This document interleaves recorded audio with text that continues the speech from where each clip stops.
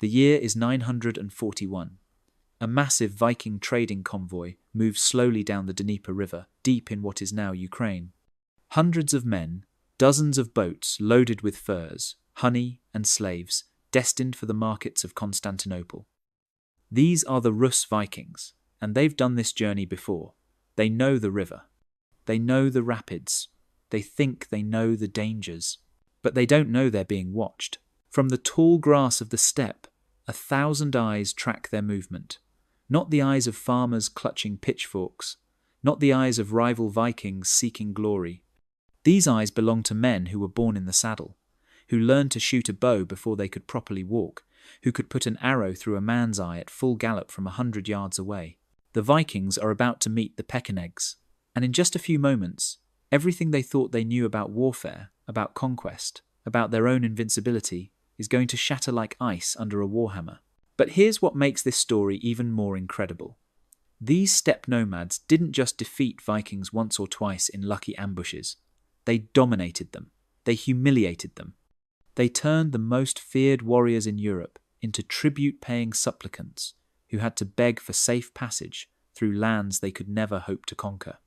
And by the end of this story, you'll understand exactly how horse-riding nomads from the Central Asian steppes became the recurring nightmare that haunted every Viking who dared to venture east. The Vikings we're talking about aren't quite the same as their cousins raiding England and France. These are the Swedish Vikings who went east instead of west, down the rivers of Eastern Europe, establishing what would become the first Russian states. They called themselves the Rus, and by the early 900s, they had built an incredibly lucrative trade network stretching from Scandinavia all the way to the Byzantine Empire. Picture this route for a moment. Starting in the cold Baltic, Viking traders would sail up rivers deep into what is now Russia. At Novgorod, they would gather goods from across the north, including precious furs, amber, honey, and wax. Then came the challenging part. They had to transport everything overland to reach the Dnieper river system. Once on the Dnieper, they could sail south through modern Ukraine, navigate a series of dangerous rapids, cross the Black Sea, and finally reach Constantinople, the richest city in the medieval world. This wasn't just trade. This was the economic lifeblood of the Viking Rus state. One successful convoy to Constantinople could make a man wealthy for life. The Byzantine Empire paid astronomical prices for northern furs and slaves.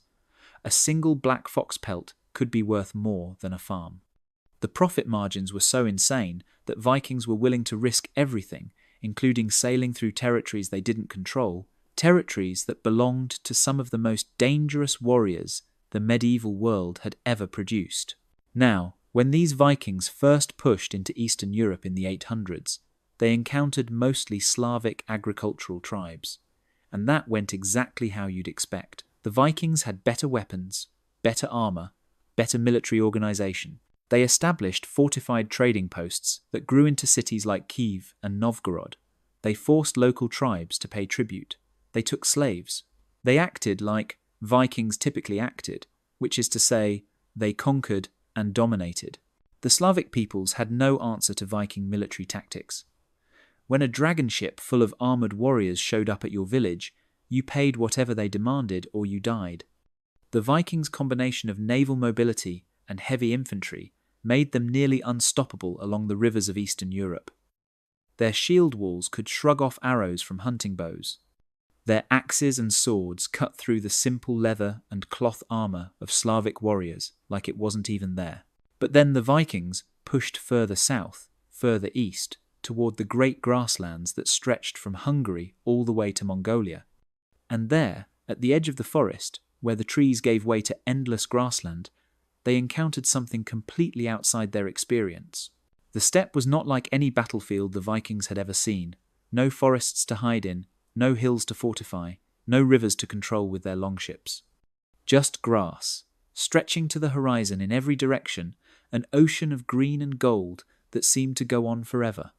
And racing across this ocean were people who had evolved specifically to dominate this environment, people who had turned mounted warfare into an art form that wouldn't be matched until the age of gunpowder. The Pechenegs and their cousins, the Magyars, weren't farmers you could raid, they weren't merchants you could rob. They were pure nomadic warriors, and their entire society was built around two things: horses and warfare. A Pecheneg boy received his first pony before he could walk properly. By age 5, he was learning to shoot a bow from horseback. By 15, he could fire 10 aimed arrows in the time it took a Viking to throw one axe, and he could do it at full gallop, shooting forward, backward, or to either side with equal accuracy. But what really should have worried the Vikings, if they had truly understood what they were facing, was the Pecheneg composite bow. This wasn't some hunting bow strung with sinew. This was a masterpiece of engineering, made from horn, sinew, and wood, laminated together in a process that took over a year to complete. When drawn by a warrior who had trained with it since childhood, this bow could drive an arrow through chainmail at over 300 yards. For comparison, a Viking throwing axe was lethal at maybe 30 yards if you were incredibly skilled. Think about what that means for a moment. The Pechenegs could kill Vikings at 10 times the distance the Vikings could effectively fight back. It would be like bringing a knife to a gunfight, except the knife is very shiny and you're very proud of it, but you're still definitely going to lose. The first Viking traders to encounter the Pechenegs probably thought they were looking at just another barbarian tribe to push around. After all, these nomads didn't have cities to impress anyone. They lived in felt tents. They didn't work metal like the Vikings did. Their clothes were simple leather and wool. How dangerous could they possibly be? The answer came quickly and brutally. The first documented major encounter between the Rus Vikings and the Pechenegs happened in 915, and it immediately established a pattern that would define their relationship for the next century. Prince Igor of Kiev, one of the most powerful Viking rulers in Eastern Europe, led his forces out to confront a Pecheneg incursion into his territory. He probably expected a quick victory, the kind of overwhelming show of force that would send these nomads running back to their grasslands. Instead, Igor found himself facing a type of warfare he had never encountered before. The Pechenegs didn't form up in battle lines like civilized warriors. They didn't charge heroically into the Viking shield wall. They circled at a distance, raining arrows from those devastating composite bows, staying well out of range of Viking weapons. When Viking cavalry tried to chase them, the Pechenegs simply retreated, shooting backwards as they rode, a technique that would later terrify crusaders who called it the Parthian shot. Every Viking military advantage suddenly became worthless. Their famous shield wall, which had conquered half of Europe, was just a stationary target for mounted archers. Their heavy armor, which made them nearly invincible in close combat, just made them slower and more exhausted under the sun of the open steppe. Their berserker rage and fearless charges meant nothing when the enemy simply rode away, turned in their saddles, and kept shooting. Igor was forced to do something that must have been incredibly humiliating for a Viking warlord. He negotiated. He made peace. He essentially paid the Pechenegs to go away. The mighty Vikings, who had made kings tremble from Ireland to Italy, had to buy off nomads who lived in tents. But this was just the beginning. What Igor didn't realize was that he had just advertised to every nomadic group on the steppe that the Vikings could be extorted. Word spread across the grasslands faster than any horse could gallop. The mighty Rus, with all their iron and silver, would pay rather than fight. And here's where our story takes an even darker turn for the Vikings. Because the Pechenegs weren't just random raiders looking for quick plunder. They were strategic thinkers who understood geography better than any Viking ever could. They realized that they controlled something infinitely more valuable than any city or fortress. They controlled the space between the Viking trading centers and Constantinople. They controlled the bottleneck of Viking wealth. The Dnieper Rapids were about to become the Vikings' worst nightmare. These were a series of cataracts and rocky obstacles that forced every convoy to leave their boats and carry everything overland for miles. In Viking-controlled territory, this was manageable, but the rapids ran right through Pecheneg territory. And the Pechenegs knew exactly when the Viking convoys would be there, moving slowly, vulnerably. Their warriors scattered along miles of riverbank, trying to protect boats and cargo simultaneously. What happened at those rapids over the next several decades would fundamentally change the balance of power in Eastern Europe. It would force the Vikings to abandon their dreams of Eastern conquest. It would transform them from conquerors into negotiators, from raiders into diplomats. And in one spectacular incident that we'll explore later, it would lead to the death of the greatest Viking warrior prince of the age, whose skull would become a drinking cup for a Pecheneg Khan. But before we get to that gruesome ending, we need to understand just how completely the Vikings had misjudged their situation. Because when they first encountered these steppe nomads, they thought they were facing primitive barbarians. What they were actually facing was the medieval equivalent of a modern mobile armoured division, specifically adapted to dominate the exact environment where the Vikings were now trying to operate. And the Vikings were about to learn that in the vast grasslands of Eastern Europe, their longships, their axes, and their legendary courage counted for absolutely nothing. The collision between these two warrior cultures was about to produce some of the most one-sided battles in medieval history. And the Vikings, for perhaps the first time in their expansion, were going to be on the losing side. Before we witness the complete humiliation of the Vikings on the eastern steppes, we need to understand something crucial. The Vikings didn't just stumble blindly into disaster. They came to Eastern Europe with massive advantages that had made them nearly unstoppable everywhere else. They had the best weapons, the best armour, and a trading network that made them incredibly wealthy. So, how did nomads who didn't even have permanent homes manage to bring these Norse conquerors to their knees? The answer reveals something fascinating about the nature of military power itself. Let's start with what the Vikings had going for them, because the list is genuinely impressive. By the time they encountered the Pechenegs in the early 900s, the Rus Vikings had been building their Eastern Empire for over 50 years. They weren't just raiders anymore. They were state builders, and they had learned from every culture they had conquered. Their metalworking was the best in Eastern Europe. A Viking sword wasn't just a weapon, it was a masterpiece of engineering. The best ones used crucible steel imported from Central Asia, folded and forged into blades that could bend nearly in half without breaking, and still hold an edge sharp enough to slice through leather armor like cloth. These swords were so valuable that they had names, like Legbiter or Skull Cleaver, and were passed down through generations as the most precious of heirlooms. Viking armor had evolved too. While the popular image shows Vikings in simple leather, the successful Rus traders and warriors wore burnie, shirts of interlinked iron rings that could turn aside most arrows and blades. The richest wore helmets of the Gurmunbu type, with face guards and chainmail aventails protecting the neck. When a fully armoured Viking warrior stood before you, he looked like something out of a nightmare, iron from head to knee, carrying a shield that could stop a charging horse. But perhaps their greatest initial advantage was their ability to build and hold fortified positions. The Vikings weren't just raiders who showed up, grabbed what they could, and left. They built to stay. Kiev, which would become the mother of all Russian cities, started as a Viking fortress commanding the Dnieper River. These weren't simple wooden palisades either. The Vikings had learned fortification from fighting against the Franks and Byzantines. They built in layers, with multiple walls, killing fields between them, and towers that allowed defenders to rain death on attackers from above. Inside these fortified trading posts, the Vikings created something remarkable: multi-ethnic commercial centres that attracted merchants from across the known world.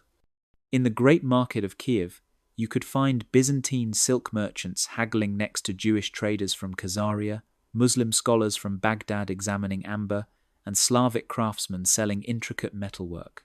The Vikings had discovered that controlling trade was far more profitable than simple raiding, and they were very, very good at it. The wealth this generated was staggering. Archaeological excavations have found Viking age hoards containing tens of thousands of silver dirhams, Islamic coins that flowed north in exchange for furs and slaves.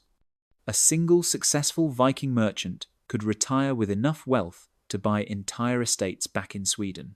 This wealth meant the Vikings could afford the best of everything: weapons, armour, horses, and most importantly, warriors. They also had something else that's often overlooked: incredible intelligence networks. Viking traders didn't just move goods, they moved information. They knew which Byzantine emperor was fighting which war, which Khazar Khan was weak and ready to be overthrown, which trade routes were safe, and and which were crawling with bandits. This intelligence allowed them to play different groups against each other, forming alliances with some Slavic tribes against others, hiring Khazar mercenaries to fight Bulgars, always keeping their enemies divided. And then there were the longships. Even this far inland, on rivers rather than seas, the Viking longship remained a devastating military advantage. These vessels could carry 40 to 60 warriors at speeds that seemed impossible to land-based armies. They could appear without warning, strike, and vanish before any response could be organized. The shallow draft meant they could navigate rivers that seemed barely deep enough to wade through. When Prince Oleg had attacked Constantinople in 907, he supposedly put wheels on his longships and sailed them overland when the Byzantines blocked the harbour. Whether that actually happened or not, the story shows how the mobility of Viking ships had become legendary. The Vikings had also adapted their fighting techniques to the east. While they still used the shield wall when fighting on foot, they had incorporated cavalry tactics learned from their Slavic subjects and Khazar allies. A Rus army of the early 900s could field mounted warriors alongside traditional Viking infantry, giving them flexibility their ancestors never had. They had learned to use Slavic archer auxiliaries to provide missile support, Hungarian-style cavalry for scouting and pursuit, and kept their Viking heavy infantry as the iron core of their armies. So, with all these advantages, the Vikings must have looked at the Pechenegs and seen just another group of barbarians to be conquered or co-opted into their expanding empire. After all, what could nomads who lived in felt tents and didn't even practice agriculture possibly have that could threaten the mighty Rus? The answer was control of the single most important geographic feature in Eastern Europe, the steppe itself. You see, the Vikings had conquered rivers and forests and coasts, but the steppe was something entirely different.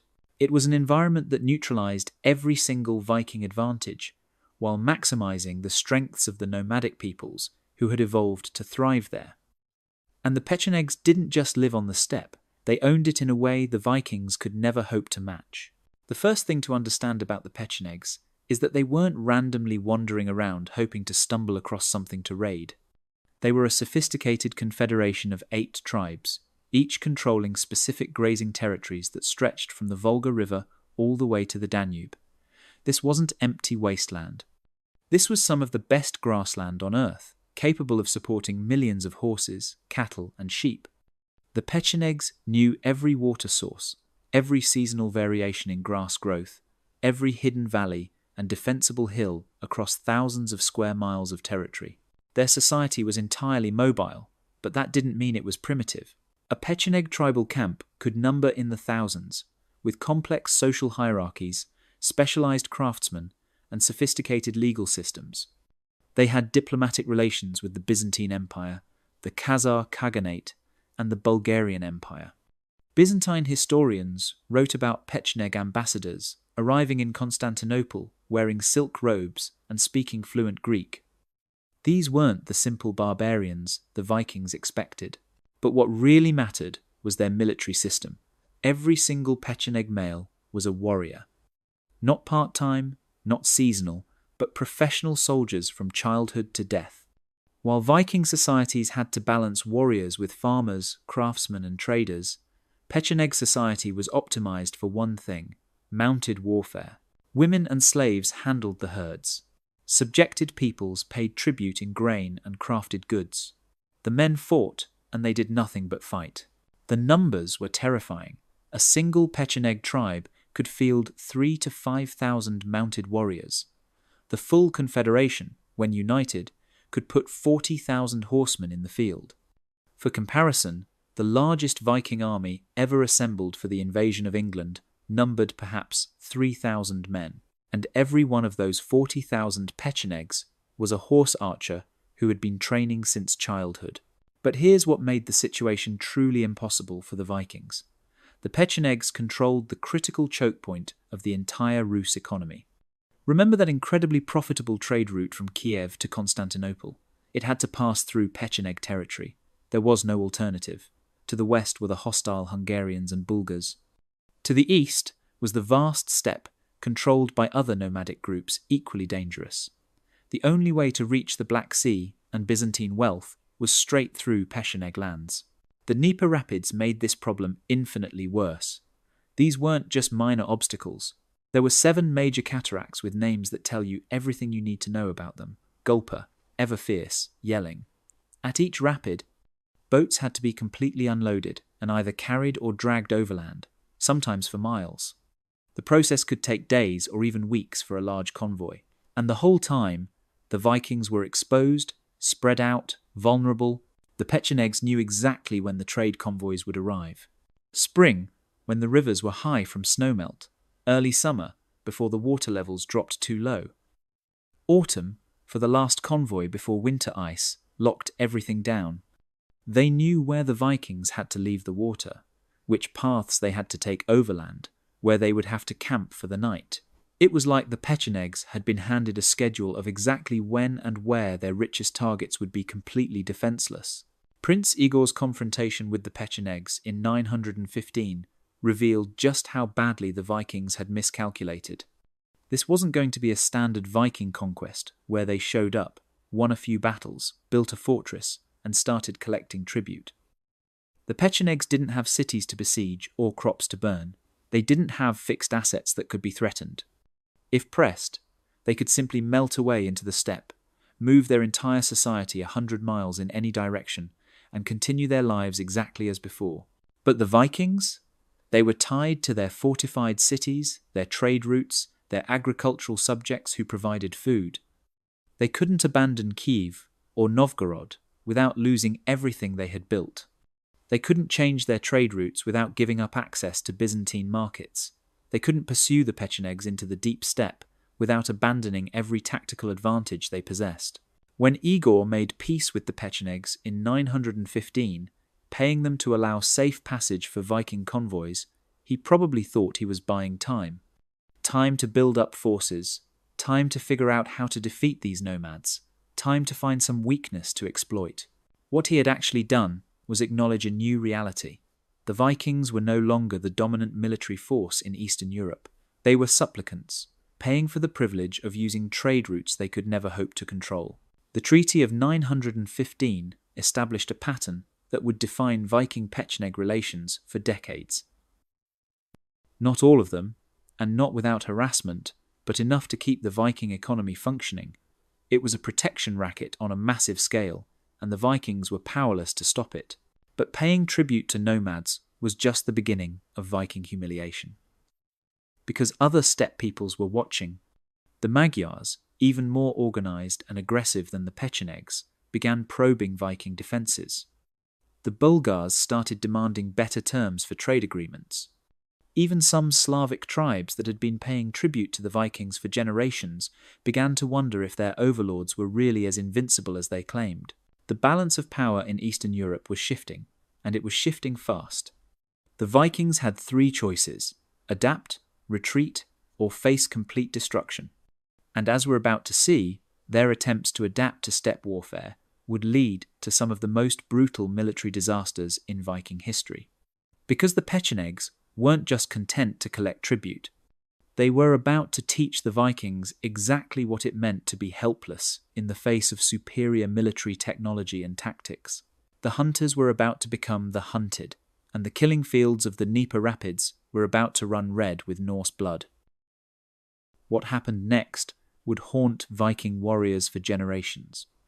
Because the Pechenegs weren't satisfied with just collecting tribute from passing trade convoys. They were about to demonstrate a level of military superiority so absolute, so overwhelming, that it would force us to completely reconsider who the real military innovators of the medieval world actually were. The Vikings thought they were masters of war. They were about to discover they were barely even students. Picture this scene, which played out dozens of times across the steppes of Eastern Europe. A Viking force, maybe 300 warriors, moves across the grassland. They're pursuing a Pecheneg raiding party that hit one of their tribute-collecting expeditions. The Vikings are confident. They outnumber the raiders 2 to 1. They have better armor, better weapons. Many of them are veterans of campaigns in the Byzantine Empire. They know their business. The Pechenegs appear on a distant ridge, maybe 50 riders, moving slowly, apparently unaware of the Viking pursuit. The Vikings increase their pace. This is perfect. They'll catch these nomads in the open, where Viking discipline and heavy weapons will devastate light cavalry. The Pecheneg horses seem tired, stumbling. The riders bunch together, clearly panicking. The Vikings start to run, eager to close the distance before their prey escapes. And then everything goes wrong at once. The 50 Pechenegs suddenly become 500 as riders emerge from hidden folds in the ground that the Vikings never even noticed.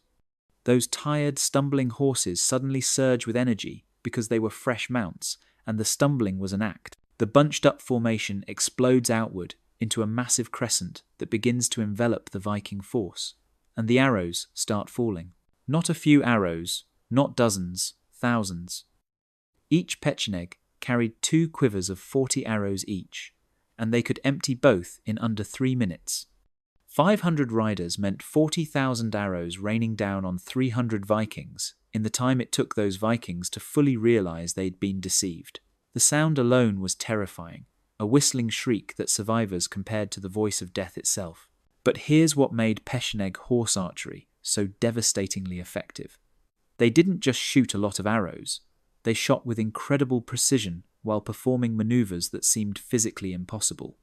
A Pecheneg warrior could guide his horse with his knees alone, leaving both hands free for his bow. He could shoot accurately at full gallop, something that requires perfect timing between the horse's gait and the arrow release. He could spin in his saddle and shoot backward with the same accuracy as forward, the famous Parthian shot that had destroyed Roman armies centuries earlier. The composite bow itself was a marvel that Viking technology couldn't match. Made from horn, sinew, and wood glued together in precise layers, these bows stored incredible energy in a compact form. When a Viking tried to capture and use a Pecheneg bow, he usually couldn't even draw it fully. The draw weight could exceed 150 pounds, and Pecheneg warriors had been building the specific muscles needed since childhood. The arrows these bows fired didn't just pierce chainmail, they went through shields, through the arm, holding the shield, and into the body behind. At 300 yards, beyond any range where Vikings could retaliate, Pecheneg arrows were lethal. At 100 yards, they could punch through the best armor the Vikings possessed. At 50 yards, the ideal killing range, where Pechenegs preferred to concentrate their fire, the arrows hit with the force of modern hunting rifles. Viking shields turned into pincushions. Men fell with arrows through their helmets, through their mail, through their legs and arms and throats. The Viking response to this was exactly what you'd expect from Europe's most feared warriors. They tried to charge, and this is where the true genius of steppe warfare revealed itself. Because the Pechenegs had turned retreat into an offensive weapon, when Vikings charged, the Pechenegs simply rode away.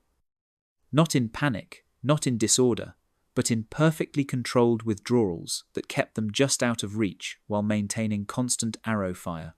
The Vikings, weighed down by armor and shields, carrying heavy weapons, could never catch horses bred specifically for speed and endurance on the steppe. It was like trying to catch the wind with your bare hands, but it was worse than just not catching them. Because as the Vikings pursued, they stretched out. The fastest runners pulled ahead, the heavily armoured warriors fell behind. The tight formation that made the shield wall effective dissolved into a ragged line of exhausted, isolated men.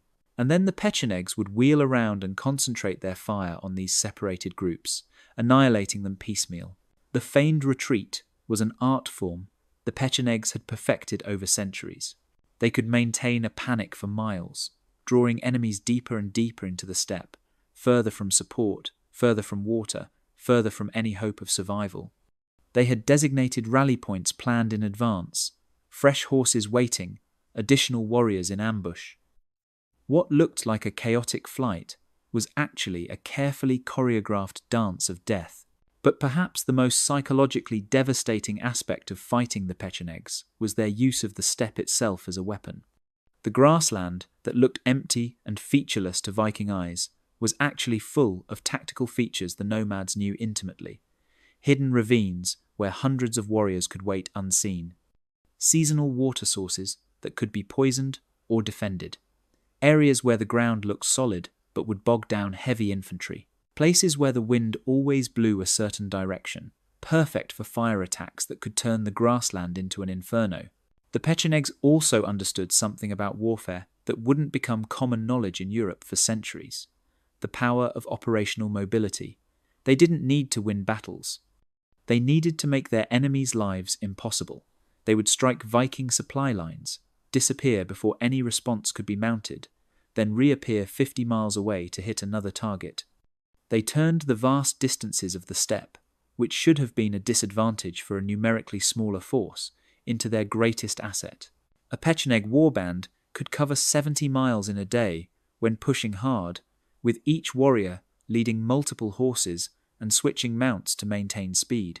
Viking infantry could manage perhaps 20 miles a day, and that was on good roads, not trackless steppe. By the time Vikings arrived at the site of a Pecheneg attack, the Nomads were already 2 days away in any direction.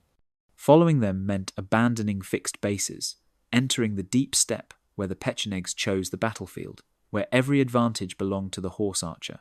The intelligence network the Pechenegs maintained was extraordinary. They had agreements with other nomadic groups, creating an information web that stretched across thousands of miles.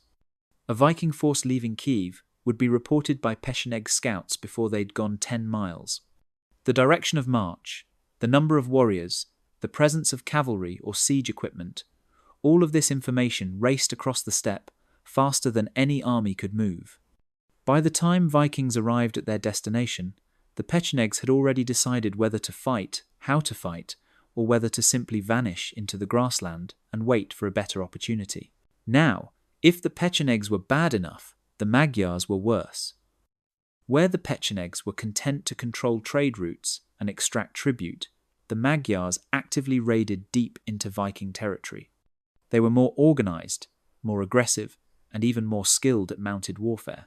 A Magyar army wasn't just a raiding party, it was a sophisticated military machine that could conduct complex operations across multiple fronts simultaneously.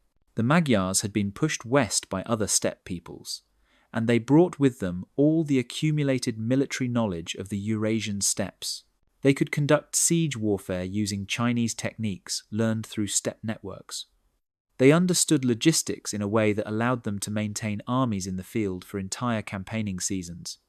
They had a command structure that could coordinate multiple divisions of cavalry across hundreds of miles of front.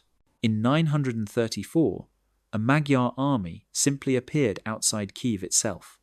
Not a raiding party, but thousands of mounted warriors who had somehow crossed hundreds of miles of supposedly Viking-controlled territory without warning.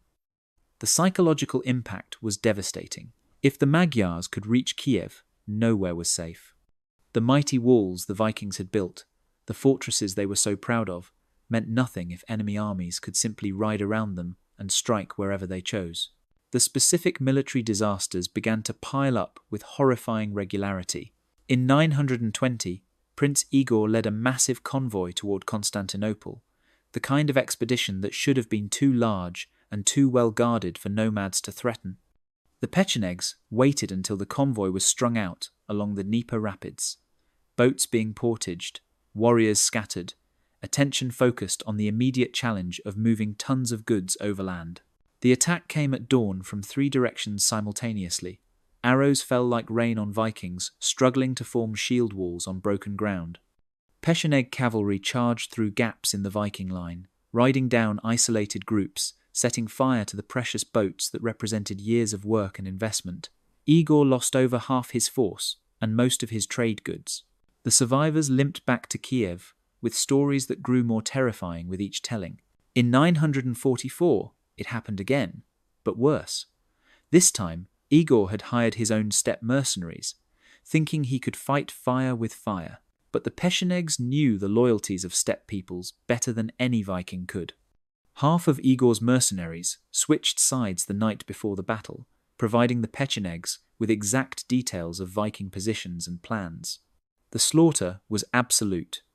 Entire Viking warbands simply vanished, their bodies lost somewhere in the vast grassland, their weapons and armour decorating Pecheneg tents. By 968, the situation had deteriorated so badly that the Pechenegs actually besieged Kiev itself. Think about that for a moment. Nomads, who didn't even practice siege warfare in the traditional sense, had managed to completely isolate one of the most powerful cities in Eastern Europe. They didn't need catapults or battering rams. They simply controlled every route in and out of the city, intercepting supplies, destroying relief forces, turning Kiev into a prison for its own inhabitants.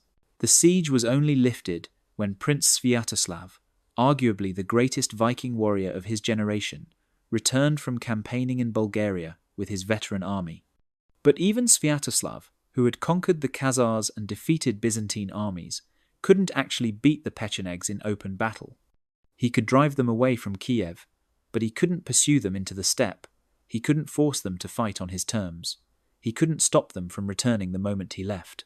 And this brings us to one of the most important realizations about this entire conflict. The Vikings weren't losing because they were bad warriors. They were losing because they were fighting the medieval equivalent of trying to defeat a modern air force with infantry. The technological and tactical gap between Viking heavy infantry and Pecheneg horse archers was simply too large to overcome with courage and sharp axes. The Vikings tried everything. They hired their own steppe mercenaries, but could never trust them completely. They tried to develop their own horse archer capabilities, but it takes a generation to create what the Pechenegs had been perfecting for centuries. They tried diplomacy, paying ever-increasing tribute, but this only encouraged more demands. They tried avoiding the steppe entirely, but that meant giving up the Constantinople trade that was the foundation of their economy. Every solution created new problems. Every adaptation was countered by nomadic innovations. The mighty Vikings, terror of Europe, were being systematically dismantled by people they had dismissed as primitive barbarians, and the worst was yet to come. Because in 972, Prince Sviatoslav himself, the most feared Viking warrior of his age, was about to provide the Pechenegs with their most dramatic victory, one that would effectively end Viking dreams of Eastern conquest forever. The skull that had contained one of the greatest military minds of the Viking age was about to become a drinking cup, and the message that sent would echo across the medieval world. Here's the question that should terrify anyone studying military history. What happens when an unstoppable force meets an immovable object? Because by 950, that's exactly what was happening on the steppes of Eastern Europe. The Vikings couldn't defeat the Pechenegs. The Pechenegs couldn't eliminate the Vikings, and the resulting stalemate was about to create one of the most bizarre and brutal military situations of the medieval world, where both sides bled each other white in a conflict that neither could win, but neither could afford to lose. To understand why the Vikings couldn't win, you have to appreciate just how completely the steppe invalidated everything that made Vikings successful warriors. It wasn't just that they were facing superior cavalry. It was that the entire environment conspired against them in ways that no amount of courage or skill could overcome. The first and most obvious problem was the complete absence of naval power. Think about every great Viking victory in history. Lindisfarne, arrived by sea. The siege of Paris, longships up the Seine. The conquest of England, naval invasion. Even their expansion through Russia had followed rivers, using their ships as mobile fortresses and supply bases. The longship wasn't just transportation for Vikings, it was their entire military doctrine made manifest in wood and iron. On the steppe, ships were useless. Oh, they could still use them on the Dnieper, but the river was a thin line of vulnerability running through endless hostile territory.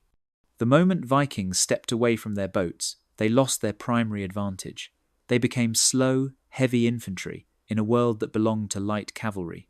It was like asking a fish to win a race on dry land. The shield wall, that famous Viking formation that had conquered half of Europe, became a death trap on the open steppe. Shield walls work when your enemy has to come to you, when they have to close to melee range where Viking axes and swords could do their terrible work. But the Pechenegs never came close. They circled at 200 yards, well beyond the range of thrown weapons, and poured arrows into the stationary formation. The shield wall became nothing more than a target-rich environment. Vikings tried to adapt by developing their own cavalry, but this revealed another crushing disadvantage. A Pecheneg warrior received his first pony at age 3. By adulthood, he had spent more hours on horseback than on foot. He could sleep in the saddle, eat in the saddle, fight in the saddle. His horse wasn't just transportation, it was an extension of his body. Vikings trying to match this after growing up as infantry warriors was like asking someone to become a concert pianist after starting lessons at age 30. You might learn the notes, but you'll never have the instinctive mastery that comes from a lifetime of practice. Even when Vikings managed to acquire good horses and trained cavalry, they faced the problem of supply. A Pecheneg warrior travelled with 5 to 8 horses, switching mounts throughout the day to keep them fresh. This wasn't luxury, it was necessity. A horse carrying an armoured warrior tires quickly. Without regular mount changes, cavalry becomes ineffective after just a few hours of manoeuvring. But maintaining multiple horses per warrior required vast grazing lands and a nomadic lifestyle. Vikings, tied to their fortified cities and agricultural base, could never match this logistical advantage. The supply problem extended beyond just horses. Viking armies needed food, water, equipment, all the things that cities and supply trains provide. When they ventured into the steppe, every mile from their bases increased their vulnerability. The Pechenegs, meanwhile, carried everything they needed. Their horses could live off grass. They could survive on mare's milk and dried meat for weeks. They knew every water source across thousands of miles of territory. A Pecheneg army could operate independently for months, while a Viking force started suffering supply problems after just days away from their bases. But perhaps the most frustrating aspect for the Vikings was the impossibility of forcing a decisive battle. In traditional European warfare, you could force your enemy to fight by threatening something they had to defend: a city, a harvest, a strategic position. But the Pechenegs had nothing that couldn't move. Threaten their camps? They pack up and ride away, leaving Vikings holding empty ground, burn their pastures. The steppe is vast, they'll find new ones. Try to intercept their families and herds? Good luck finding them in millions of square miles of grassland. The Vikings tried every strategy they could think of. They tried winter campaigns, hoping frozen ground would slow Pecheneg horses. Instead, they discovered that nomads who lived through steppe winters were far better adapted to cold weather warfare than Vikings from relatively mild Scandinavia. They tried night attacks, only to find that Pecheneg sentries, drawn from a culture where horse theft was both sport and survival skill, were impossible to surprise. They tried bribing Pecheneg leaders, only to discover that nomadic politics were so fluid that today's ally was tomorrow's enemy. Yet for all their advantages, the Pechenegs couldn't eliminate the Vikings either, and understanding why reveals something fascinating about the limits of military power. The most obvious barrier was fortifications. While Pechenegs could dominate the open steppe, they struggled with siege warfare. Kiev's walls, built with Byzantine engineering knowledge and Nordic determination, were essentially impervious to cavalry attacks. The Pechenegs had no tradition of building or using siege engines. Their composite bows, so deadly against warriors in the field, couldn't breach stone walls. They could surround a city, cut off its supplies, but actually taking it required skills and equipment they didn't possess. This created a strange dynamic. The Vikings controlled points, the cities and fortresses along the rivers. The Pechenegs controlled the spaces between those points, the vast steppes and plains. Neither could fully enter the other's domain. It was like two different armies fighting in two different dimensions, occasionally intersecting with bloody results, but never able to fully engage. The river system that had brought Vikings to the region in the first place remained partially under their control. While Pechenegs could threaten convoys at the rapids and portages, they couldn't stop all river traffic. Viking ships, when they stayed on the water, remained relatively safe. This allowed Vikings to maintain communication between their strongholds, to move troops and supplies, to keep their empire from completely fragmenting. The rivers were lifelines the Pechenegs could harass, but never fully sever. Economics played a crucial role too. The Pechenegs discovered that completely destroying Viking trade would be self-defeating.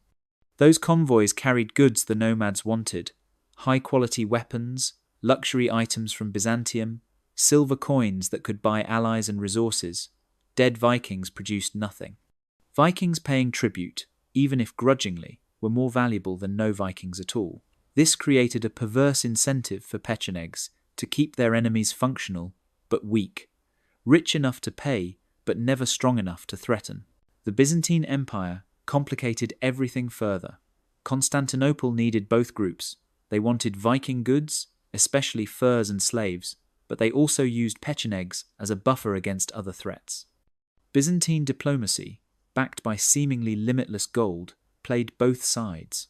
They would secretly encourage Pechenegs to attack when Vikings grew too strong, then provide Vikings with intelligence and resources when Pecheneg demands became excessive. This Byzantine balance of power game meant neither Vikings nor Pechenegs could achieve total victory without facing Byzantine intervention. Internal politics among the steppe nomads also prevented unified action against the Vikings. The Pecheneg Confederation was exactly that, a confederation of independent tribes that cooperated when convenient but often pursued separate agendas. While one tribe might be fighting Vikings, another might be accepting Viking gold to stay neutral, and a third might be raiding Hungarian lands hundreds of miles away. The Vikings became expert at exploiting these divisions, never facing the full might of united Pecheneg forces except in rare, terrifying moments. And then there were the other players in this deadly game. The Khazars to the east, the Bulgars to the south, the Poles and Hungarians to the west, all had interests in keeping both Vikings and Pechenegs from becoming too powerful. Any attempt by either side to concentrate forces for a knockout blow would invite intervention from these other powers. The geopolitics of Eastern Europe had created a deadly equilibrium that neither Vikings nor Pechenegs could break. The result was a grinding war of attrition that lasted for generations. Not the dramatic battles that fill saga and song, but something far worse, constant, low-level warfare that slowly bled both societies. Every Viking trade convoy had to factor in losses to Pecheneg attacks. Not always, not most of the time, but often enough that prices rose and profits fell. Some years the Pechenegs would let convoys pass for tribute. Other years they would attack regardless of payment, taking both goods and lives. The uncertainty was almost as damaging as the attacks themselves. Merchants had to hire more guards, carry less valuable cargo, factor in potentially catastrophic losses. The golden age of Viking trade on the Dnieper began its slow decline. The human cost was staggering. Every summer brought fresh graves on both sides. Young Viking warriors seeking glory found only arrows from an enemy they never got close enough to strike. Pecheneg riders died assaulting fortified positions they couldn't take, or in counter-raids by increasingly desperate Vikings. Both cultures, built around warrior ideals, found themselves locked in a war that made mockery of those ideals. There was no glory in being shot from horseback by an enemy you couldn't catch. There was no honor in shooting arrows at walls you couldn't breach. The psychological impact might have been even worse than the physical losses. Vikings had built their entire identity around being the ones who raided, who conquered, who made others pay tribute. Now, they were paying tribute themselves, hiding behind walls, watching helplessly as nomads controlled the lands between their cities. The cognitive dissonance was crushing. How could the greatest warriors in the world be reduced to this? For the Pechenegs, the situation created its own problems. Controlling the Vikings required constant vigilance, constant military readiness that prevented them from fully exploiting other opportunities. They were tied to watching Viking cities, monitoring trade routes, maintaining the pressure that kept tribute flowing. It was profitable, but it was also limiting. Other steppe peoples, less committed to this eternal stalemate, were expanding into new territories, while Pechenegs remained focused on their Viking problem. Both sides tried to break the deadlock through external alliances. Vikings recruited Slavic auxiliaries, hired other steppe tribes, even attempted alliances with the Byzantine Empire against the Pechenegs. The Pechenegs made their own deals with Bulgars, Hungarians, even occasionally with Byzantine emperors who wanted to humble Viking ambitions. But every alliance shifted the balance only temporarily before counter-alliances restored the stalemate. The raids and counter-raids took on an almost ritualistic quality. Vikings would gather forces to strike at Pecheneg camps, only to find them abandoned, then suffer harassment on the return journey. Pechenegs would attack Viking settlements, fail to breach the walls, burn what they could reach, and retreat before relief forces arrived. Both sides knew the script, played their parts, and accomplished little except maintaining the bloody status quo. This grinding stalemate might have continued indefinitely, slowly wearing both civilizations down to nothing, but in 972, something happened that would finally break the deadlock. Not through military victory, but through an act of such shocking brutality that it would fundamentally change how Vikings viewed their Eastern Empire. Prince Sviatoslav, the greatest Viking warrior of his generation, was about to discover that even legends can die, and that sometimes the price of defeat is worse than death itself. The Dnieper Rapids, already soaked with so much blood, were about to witness the end of Viking dreams of Eastern conquest in the most gruesome way imaginable. The spring of 972 started like any other campaign season for Prince Sviatoslav of Kiev. He had just finished destroying the Bulgarian Empire, adding their lands to his growing domain. Byzantine historians called him the most dangerous man in Eastern Europe. His own warriors believed he was invincible. He had conquered the Khazar Khaganate, one of the most powerful states in the region. He had defeated Byzantine armies, forcing the emperor himself to negotiate. Now he was returning home to Kiev with the wealth of conquered nations, ready to plan his next campaign. He had no idea he was sailing to his death, and that his end would be so shocking, so brutal, that it would effectively end the Viking Age in Eastern Europe. To understand why Sviatoslav's death mattered so much, you need to understand who he was. This wasn't just another Viking prince. Sviatoslav was the living embodiment of everything Vikings believed made them superior. He supposedly slept on the ground with his saddle as a pillow, refusing any comfort that might make him soft. He wore no armor in battle, trusting in his skill and the fear he inspired. Before attacking, he would send messages to his enemies, saying simply, "I am coming for you," because he believed warning them and still winning proved his superiority. His military record was extraordinary. When he attacked the Khazars, a state that had dominated Eastern European trade for centuries, he didn't just defeat them. He obliterated them so completely that they never recovered. Their great fortress city of Sarkel, which had stood for over a century, was reduced to ashes. The Volga Bulgars, who had resisted all previous attempts at conquest, submitted after a single campaign. When the Byzantine Empire, the most sophisticated military power of the medieval world, faced him in Bulgaria, they chose to pay him to leave rather than continue fighting. Sviatoslav represented a new kind of Viking ruler. He wasn't content to control river trade routes and collect tribute from Slavic farmers. He dreamed of a continental empire stretching from the Baltic to the Black Sea, from the forests of Russia to the mountains of the Balkans. He had moved his capital from Kiev to Pereyaslawets on the Danube, declaring it the center of his realm because all riches flowed through it. Gold and wine from Byzantium, silver and horses from Hungary and Bohemia, furs and honey, and slaves from Russia. But in pursuing his grand ambitions in the Balkans, Sviatoslav had made a fatal error. He had ignored the Pechenegs. While he was conquering Bulgarians and fighting Byzantines, the Pechenegs had been watching, waiting, planning. They knew his army was tired from years of campaigning. They knew he was carrying the accumulated wealth of his conquests. Most importantly, they knew he had to pass through their territory to get home. The Byzantine Emperor, John Tzimiskis, had secretly sent messages to the Pecheneg Khan courier. The exact contents of those messages are lost to history, but Byzantine gold certainly changed hands, and promises were made. The emperor wanted Sviatoslav dead, but he didn't want Byzantine fingerprints on the assassination. The Pechenegs were the perfect tool, deadly, deniable, and already hostile to the Vikings. As Sviatoslav's fleet approached the Dnieper Rapids in the spring of 972, his advisors begged him to avoid the river route. "Take the longer path overland," they said. "Pay for safe passage. Wait for a larger escort." But Sviatoslav refused. He was the prince who announced his attacks in advance and still won. He was the conqueror of empires. He would not skulk around his own territory like a thief, afraid of being caught. The Pechenegs were waiting at the worst possible point, the rapids near Khortytsia Island, where the river narrowed and boats had to be portaged overland.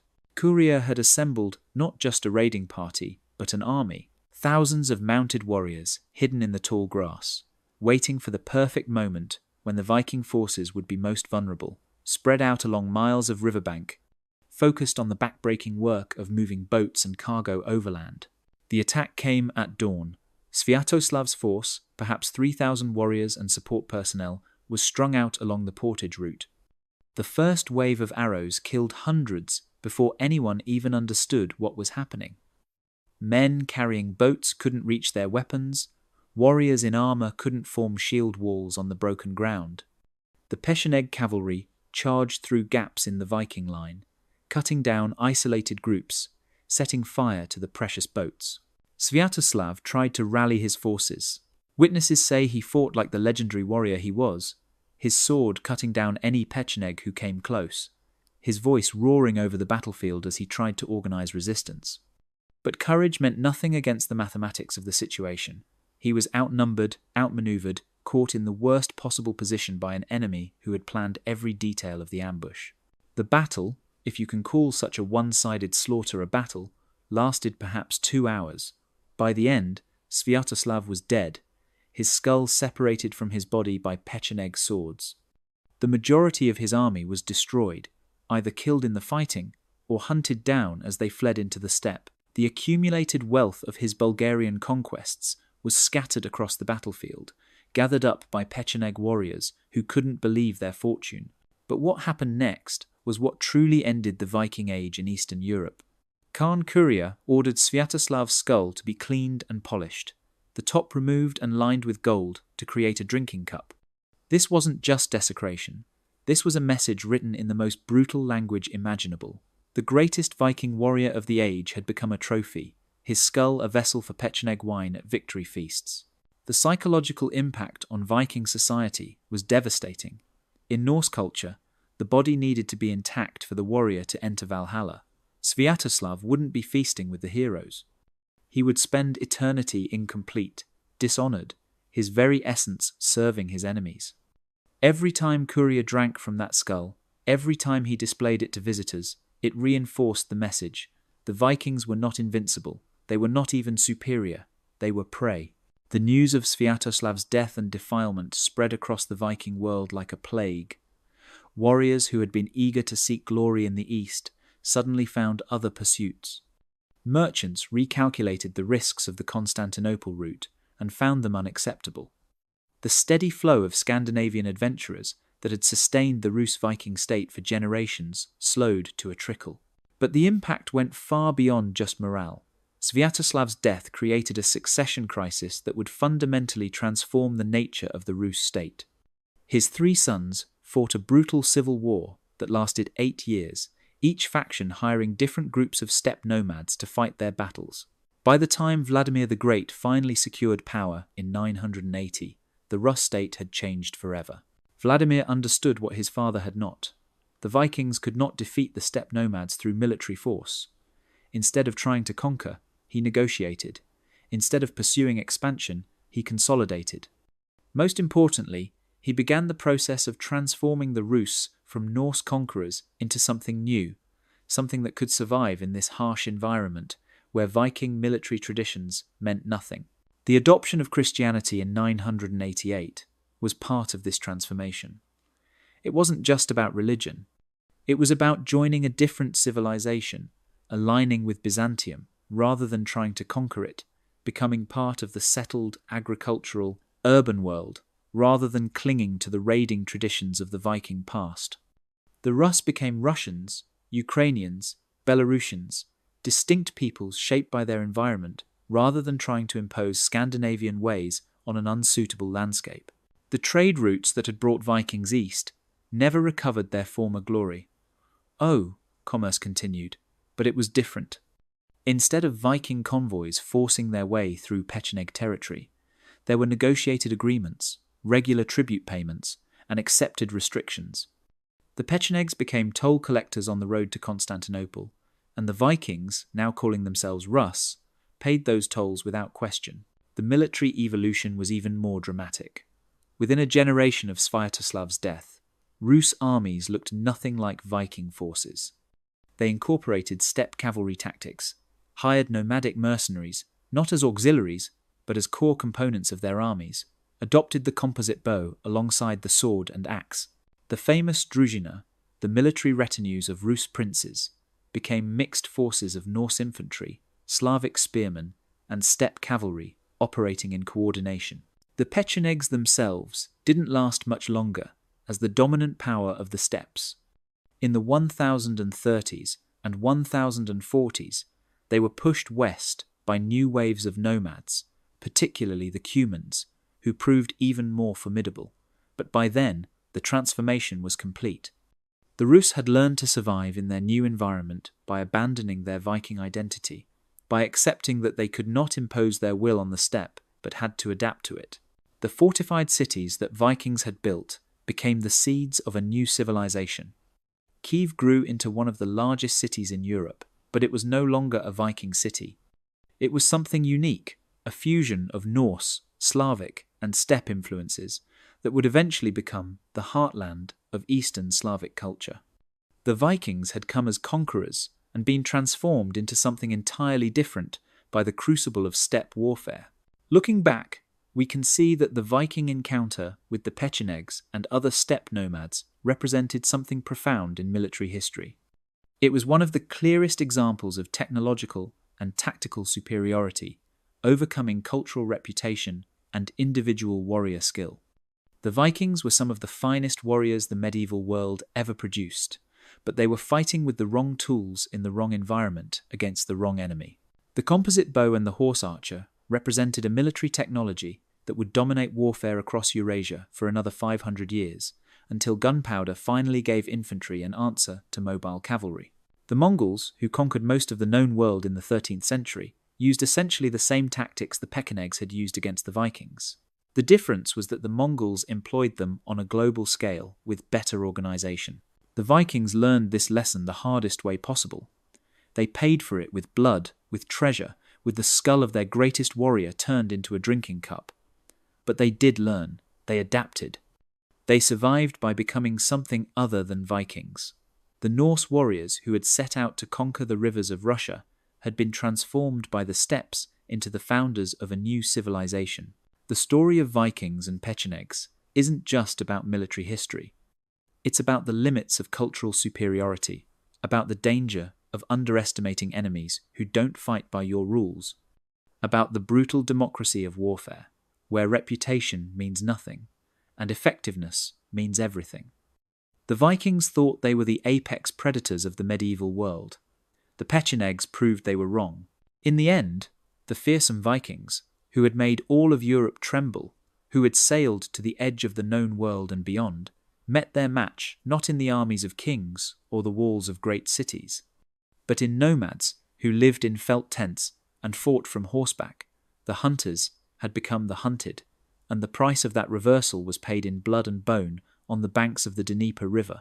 The skull of Sviatoslav, gleaming with gold in a Pecheneg tent, stands as one of history's most brutal reminders that in war there are no invincible peoples, only those who adapt and those who die.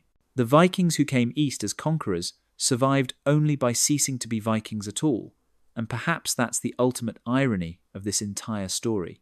The Pechenegs didn't just defeat the Vikings. They transformed them into something else entirely, ending the Viking Age in the east, not with conquest but with evolution.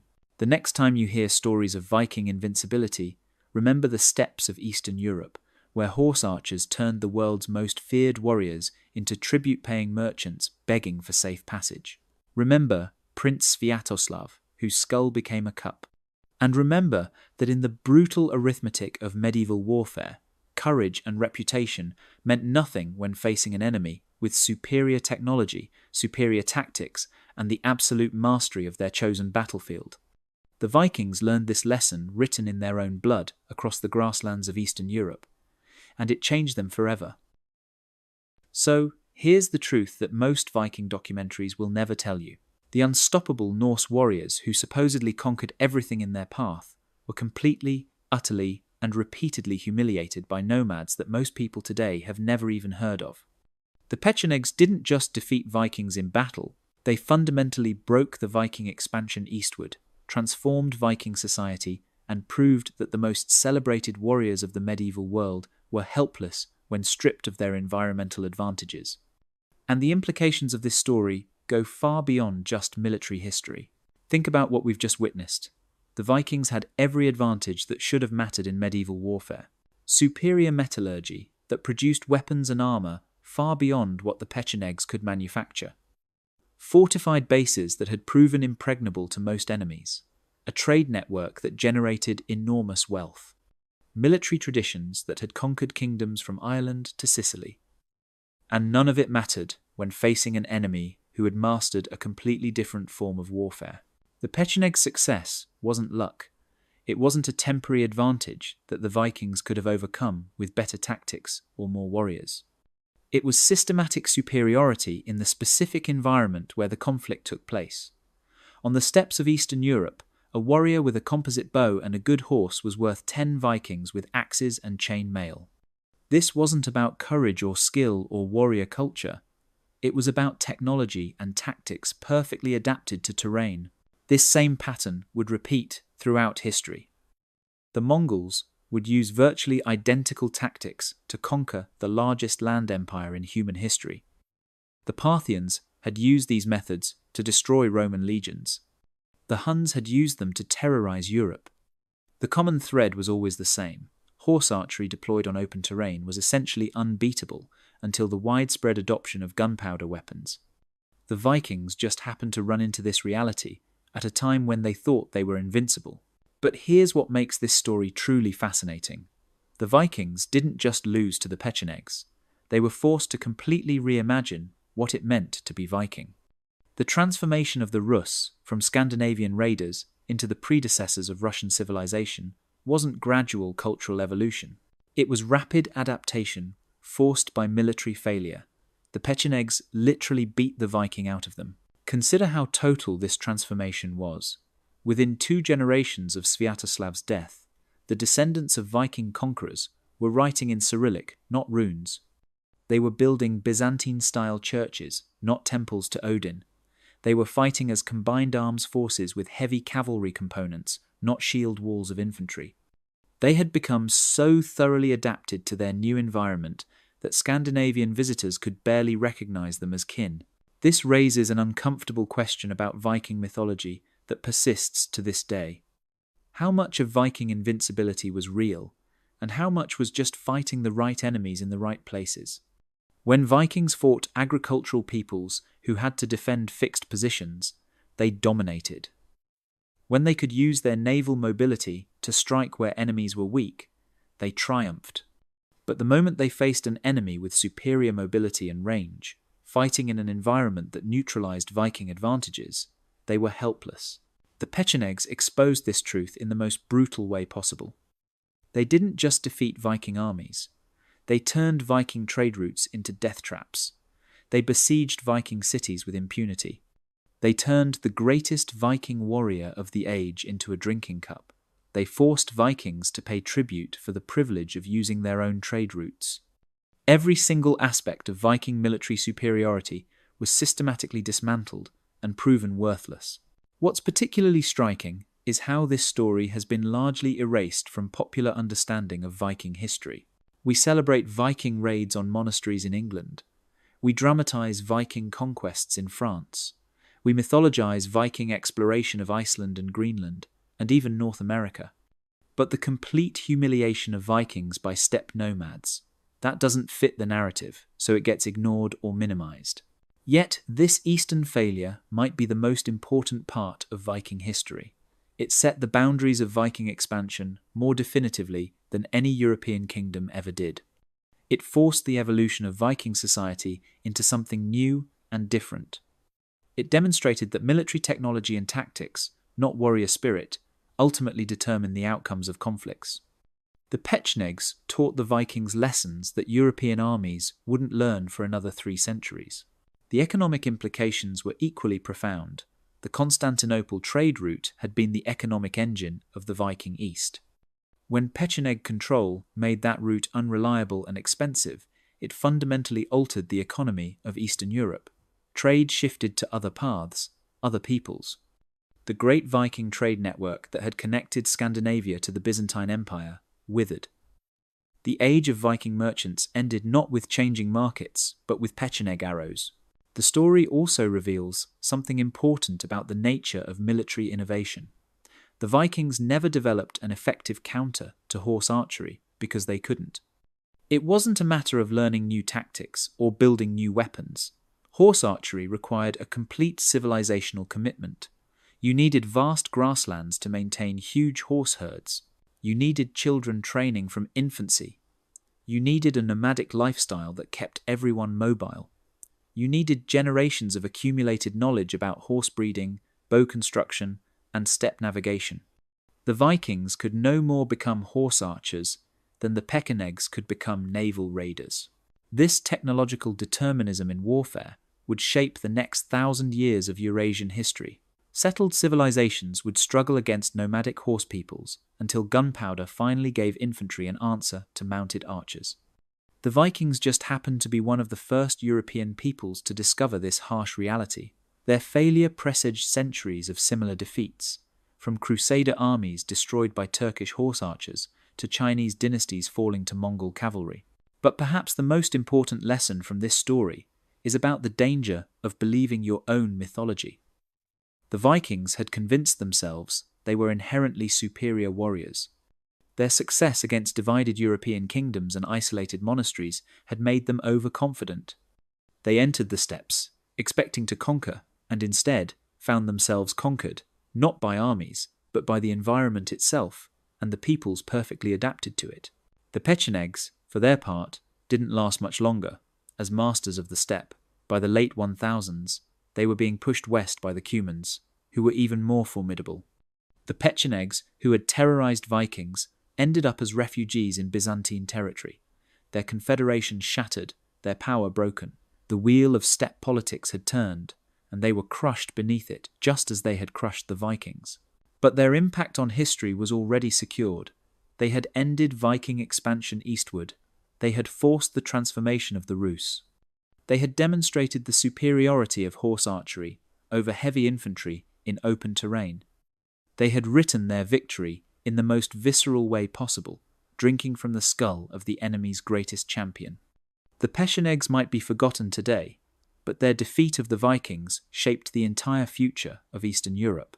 So the next time you see another documentary or television show about unstoppable Viking warriors conquering everything in their path, remember the steppes. Remember the DNIEPER rapids running red with Norse blood. Remember Prince Sviatoslav's skull turned into a golden cup. Remember that the Vikings met their match not in the armies of kings or emperors, but in nomads who lived in tents and fought from horseback. The Vikings were extraordinary warriors, but they were not invincible. They were products of their environment, who succeeded when conditions favoured their methods and failed catastrophically when they didn't. The Pechenegs proved that Viking axes and courage meant nothing against superior technology and tactics properly employed. It's a lesson written in blood across the grasslands of Eastern Europe, a lesson that ended the Viking Age in the East, not with a bang, but with a transformation. The fearsome Vikings, who had terrorized Europe, were reduced to paying protection money to nomads. The conquerors became the conquered, the hunters became the hunted. And in the end, the only way Vikings survived in the East was by ceasing to be Vikings at all. They became Russians, Ukrainians, Belarusians, new peoples, shaped by their defeat, tempered by their humiliation, and ultimately defined by their adaptation to a world where being Viking meant being vulnerable. That's the story the sagas don't tell. That's the history that doesn't fit the mythology. And that's the truth about what happened when the Vikings, at the height of their power, met an enemy they couldn't defeat, couldn't outfight, and couldn't even understand until it was far too late. The Pechenegs didn't just beat the Vikings. They exposed the limits of Viking power so thoroughly that the entire concept of Viking conquest in the East died on the banks of the Dnieper River, washed away with the blood of heroes who discovered that sometimes courage isn't enough.